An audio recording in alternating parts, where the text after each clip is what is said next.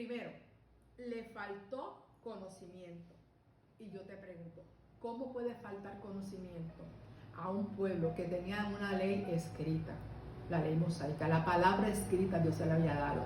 Que tenía una palabra enseñada a través de un cuerpo sacerdotal levítico, que enseñaba la palabra, que tenía una palabra hablada a través de profetas y profetas, que tuvo jueces, que tuvo reyes, que tuvo líderes que le hablaban la palabra. ¿Cómo puede haber falta de conocimiento de Dios? Ellos tenían el conocimiento, la noción intelectual de que Dios existía y de que ellos eran pueblo de Dios.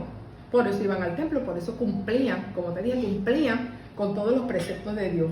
Pero Dios se refiere aquí al compañerismo íntimo, a esa relación íntima, como la relación matrimonial, a la relación personal, a la búsqueda constante de la manifestación de su presencia, al deseo de conocer y hacer su voluntad. Si no hay una relación con Dios, no hay manifestación de su presencia. Si no hay manifestación de su presencia, entonces no hay dirección del Espíritu Santo. Y sin dirección del Espíritu Santo, ¿cómo podemos conocer su voluntad? Y sin conocer su voluntad, ¿cómo podemos vivir conforme a esa voluntad? Así que el hecho de que tú vivas conforme a la voluntad de Dios va a depender en la medida en que tú te acerques a conocer a Dios. No es que tú puedas describir cómo es Dios, porque nosotros nunca vamos a poder describir los insondables caminos de Dios, ni la mente de Dios. Pero a tener una relación con Él, sí. Que Él te hable, tú le hablas. Que Él te dirija, que Él te guíe, porque donde hay relación con Dios hay dirección del Espíritu Santo. Y ellos tenían conocimiento intelectual de Dios, pero no tenían una relación con Dios. Y en eso puede caer muchos cristianos hoy en día. Y sentirse tranquilo, cumplir, estoy cumpliendo, pero sin tener una relación íntima con su Dios. Segundo, el segundo cargo, desechaste el conocimiento. No fue porque Dios falló en revelarse. Desechar el conocimiento es algo buscado. Dios no falló en revelarse. Si faltó conocimiento fue intencionalmente. Lo rechazaron y no quisieron reconocer el amor tan grande de Dios, que aún lo que sacrificaban a los ídolos lo podían hacer porque Él lo proveía. Fue algo intencional. Desechar es intencional. O sea, yo no quiero, o sea, no quise buscar esa relación. Me conformé con cumplir con Dios, pero no tuve la intención de acercarme más a Él. Y no porque no me lo digan, porque esa cantaleta, yo no sé a qué iglesia tú te congregas, pero yo no puedo entender una iglesia donde no se diga busca de Dios, ora, ayuna, busca la palabra, acércate a Él, busca cuál es su voluntad en tu vida, que Él te hable, que Él te dirija. Si no lo hacemos es intencionalmente, no tenemos ninguna excusa. Dios los engrandeció y por no agradecer a Dios, su grandeza fue su ruina. Dice el versículo 7, conforme a su grandeza, así pecaron contra mí. O sea, Él los engrandeció y al que mucho se le da, mucho se le demanda. Si así de grande eran ellos, así de grande fue su pecado y así de alto estaba, así duro fue la caída. Aleluya. Porque al que mucho se le da, mucho se le demandará. El tercero, el primero fue, le faltó conocimiento. El segundo, desechaste el conocimiento. Y el tercero, olvidaste la ley de tu Dios.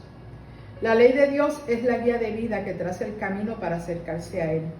Si la olvidaron, tú no puedes olvidar lo que tú no conoces. Tú no puedes olvidar lo que nunca has escuchado. Si la olvidaron es porque la habían escuchado, pero no la retuvieron. La palabra de Dios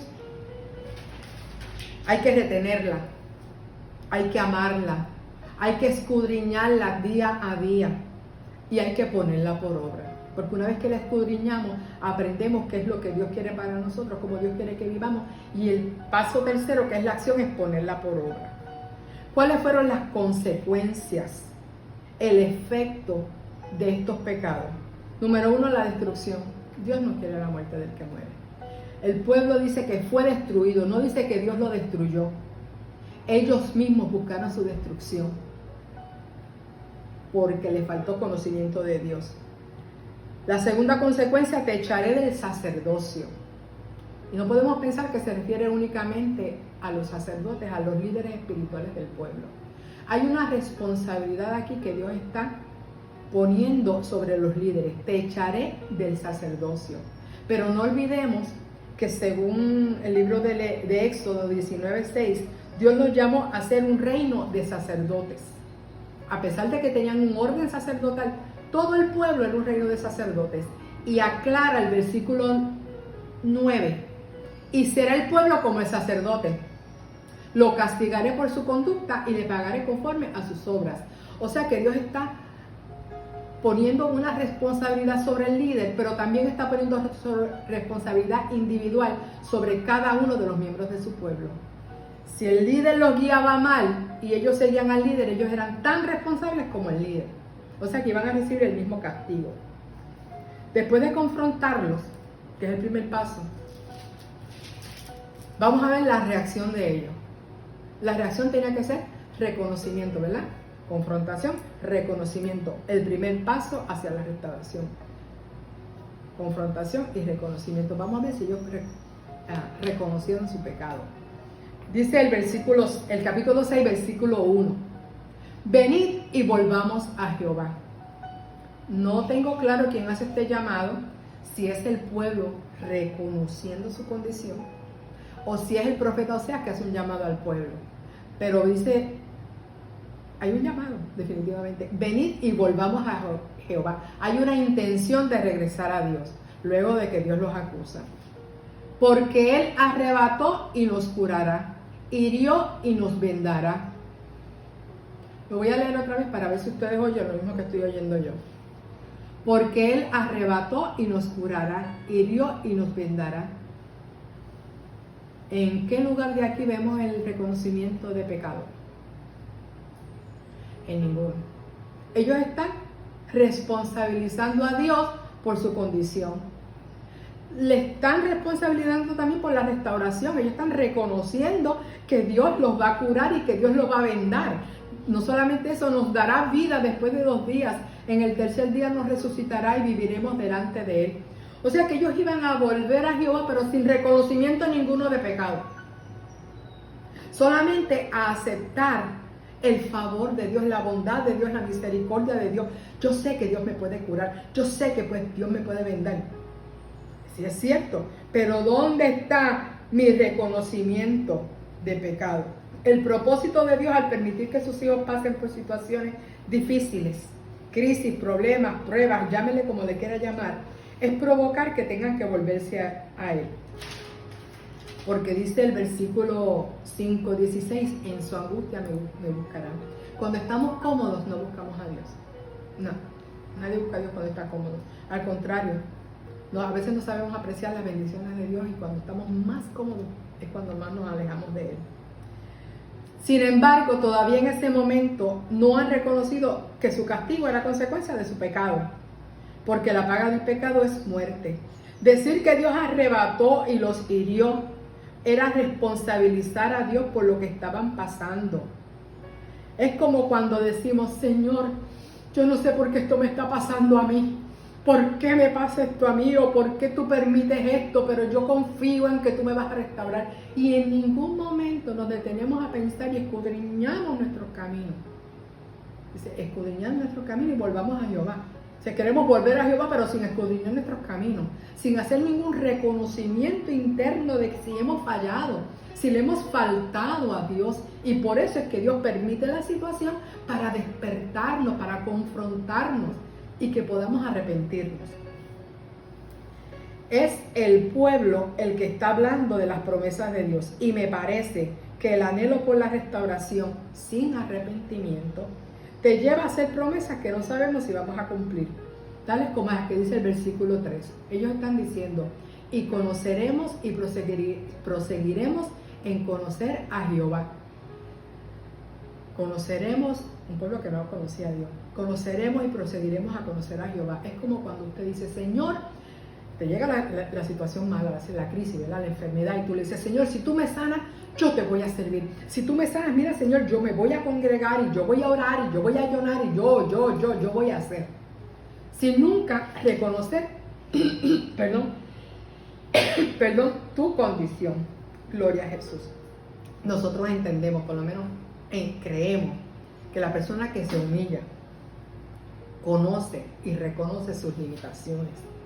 No hace promesa que no puede cumplir. La persona que se humilla baja, ve la grandeza de Dios, ve el poderío de Dios, ve la majestuosidad de Dios y lo que dice: Señor, si tú me ayudas, o sea, yo quiero, restáurame. Si tú me ayudas, yo voy a poder. Si tú me ayudas, si tú me sostienes, yo voy a poder vencer.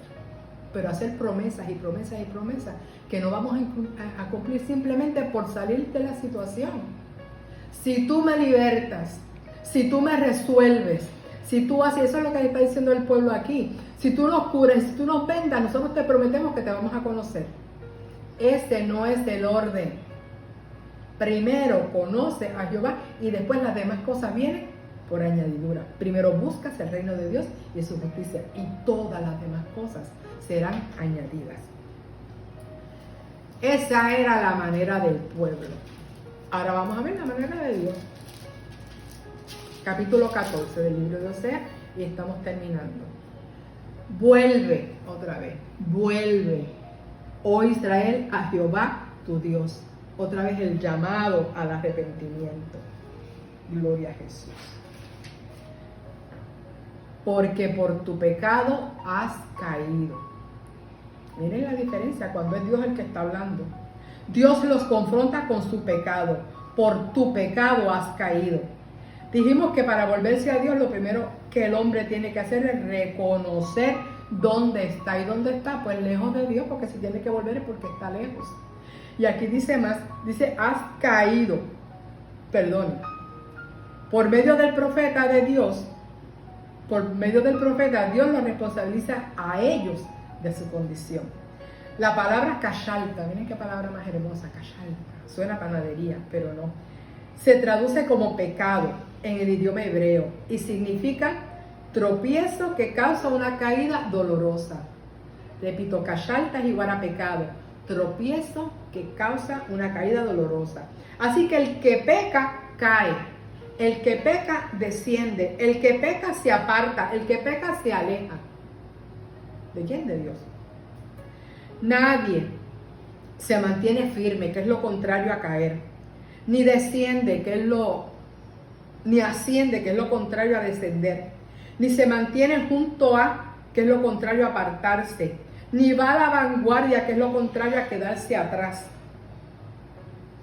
avanzando en el reino de los cielos cuando permite que el pecado entre en su vida. El pecado te va a hacer descender, te va a hacer caer y te va a hacer alejarte de Dios y quedarte atrás rezagado en el camino hacia la vida eterna.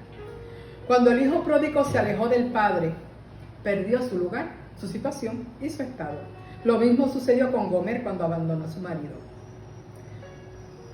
Gloria a Jesús. La palabra que nos referimos anteriormente indica un paso en falso, o sea, por no haberte parado bien firme sobre la roca inconmovible de los tiempos que es Cristo, te caíste. Te caíste por no haberte parado firme. ¿A quién vas a culpar de tu caída? ¿A Dios? Todos tenemos que asumir la responsabilidad de nuestro pecado. Si nos alejamos de Dios, es responsabilidad nuestra. Dios no fue el que se alejó, fuimos nosotros. Si caímos, no fue Dios el que nos hizo tropezar. Nosotros tropezamos en el camino. La responsabilidad es nuestra. No tengas miedo a aceptar tu responsabilidad. Dios lo que quiere es restauración. Él no quiere la muerte del que muere. ¿Nos cuesta trabajo? Claro que nos cuesta trabajo. ¿Quién se quiere reconocer pecador? Nadie. ¿Quién quiere reconocer que está mal? Nadie, si no, no hubieran discusiones entre los hombres. ¿Quién quiere reconocer que no tiene la razón? Nadie. Todos queremos creer y engañarnos y pensar que estamos bien. Por eso necesitamos el espejo de la palabra. Esta palabra es la que te va a retratar, como Dios confrontó al pueblo, a Gomer y al pueblo de Israel, nos confronta a nosotros. Aleluya. Lo próximo que tenía que hacer es tomar una determinación. Recuerden, reconocimiento, determinación y acción. De volver a Dios y confesar sus pecados. Ellos habían pretendido acercarse a Dios diciendo, te prometemos y te prometemos y te prometemos, pero sin reconocimiento. Mira aquí como Dios lo pone. Llevad con vosotros palabras de súplica y volved a Jehová. El que está arrepentido, que se reconoce pecador, va a pedir perdón, y el que va a pedir no puede ir con altanería. Tiene que ir humillado. Es la única manera de acercarnos a Dios, es humillado, con palabras de súplica, pidiendo perdón, no prometiendo lo que no puedes cumplir, no diciendo que fue Dios, que Dios lo permitió, Dios lo permitió, Dios lo permitió, y en ningún momento tu responsabilidad en lo que está pasando. Y de paso vayan pensando cuál es nuestra responsabilidad en lo que está pasando hoy en el mundo entero. ¿Cuál es tu responsabilidad como individuo? ¿Cuál es la responsabilidad de la iglesia en todo lo que está sucediendo? No es el tema de hoy, pero ve pensando. Gloria a Jesús. La actitud al volver a Dios debe ser una de humillación. Y Dios dice no. Quita toda iniquidad. Vuelvo a leer. Llevad a vosotros palabras de súplica y volved a Jehová. Y decidle, quita toda iniquidad. El que pide que quita toda iniquidad es porque está reconociendo que hay iniquidad, maldad en él. Y acepta el bien. Cuando dice acepten bien, hay una disposición, hay una determinación de dejar de hacer lo malo y comenzar a hacer lo bueno. O sea, lo primero es reconocer, y lo segundo es la disposición de hacer lo bueno. Y lo tercero es dar el paso de regresar a Dios. Y te ofreceremos la ofrenda de nuestros labios. Por fin entendieron que Dios no necesitaba esos sacrificios, que si Dios le había instituido todo ese sistema de sacrificio y de sacerdocio levítico, era como sombra de lo que había de venir en Jesucristo, como una guía, como una dirección de cómo acercarse a Él. Entendieron que no eran los sacrificios, ni las lunas nuevas, ni las fiestas lo que Dios pedía. Lo que Dios pedía era la alabanza de unos labios agradecidos que reconocían que todo lo que tenían provenía de Dios. Y del versículo 4 en adelante empieza Dios a hacer sus promesas de restauración. La iniciativa le dije que provenía de Dios.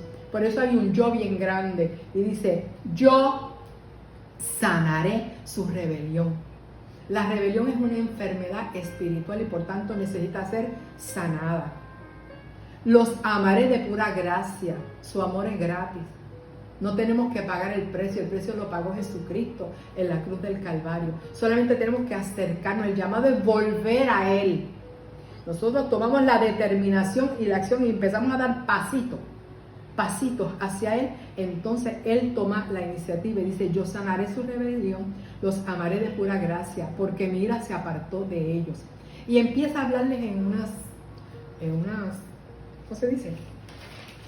En unas figuras muy llamativas que apelan a los sentidos, y unas figuras que ellos conocían porque son figuras de cosas de su tierra, del Líbano, de los lirios, del olivo, del haya verde, de la naturaleza a la que ellos estaban acostumbrados.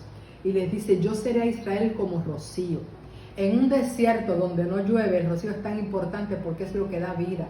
No es una lluvia torrencial como nosotros esperamos, que Dios se va a manifestar siempre como un torrente. No. Así suavecito va a descender por la noche el rocío sobre las plantas y les da vida. Yo seré a Israel como rocío. Él florecerá como lirio. Él les va a dar vida para que ellos florezcan. Todo habla de florecer, de restauración, de reverdecer. Y se extenderá sus raíces como el Líbano. Se extenderán sus ramas. Y será la gloria como la del olivo. Y perfumará como el Líbano. Volverán y se sentarán bajo su sombra. Serán vivificados como trigo. Y florecerán como la vid. Y su olor será como el vino del Líbano. Esas son las promesas de restauración que Dios le hace. Con esas comparaciones, ellos podían entender que el Señor los iba a hacer florecer, que los multiplicaría, que los prosperaría y los fortalecería, dándole la estabilidad de los cedros del Líbano. La paga del pecado es muerte, mas la dádiva de Dios es vida en Cristo Jesús, Señor nuestro. Y en el versículo 8 vemos por fin el reconocimiento de su pecado. y la intención de no volver atrás. Cuando dice Efraín, se está refiriendo al reino del norte. ¿Qué más tendré yo con los ídolos? Dios lo lleva al punto de que tienen que reconocer, pero ya con un corazón dispuesto a volver a Dios. Cuando tú te arrepientes, ya tú puedes hablar de tu pecado y de tu condición. Ya puedes decir sí, definitivamente. Nosotros nos volvimos a los ídolos, pero ya no queremos más con ellos. Yo no quiero saber de eso. ¿Qué más tendré yo con los ídolos? No sé, yo tengo un Dios todopoderoso. ¿Para qué yo tengo que buscar de lo que no es Dios si yo tengo a Dios? Y yo lo oiré, dice Jehová, y miraré y seré a él como haya verde. De mí será hallado tu fruto. La haya verde es un árbol majestuoso, longevo, alto, medicinal, que da un fruto llamado ayuco. Así que Dios promete ser para ellos ese lugar de refugio eterno.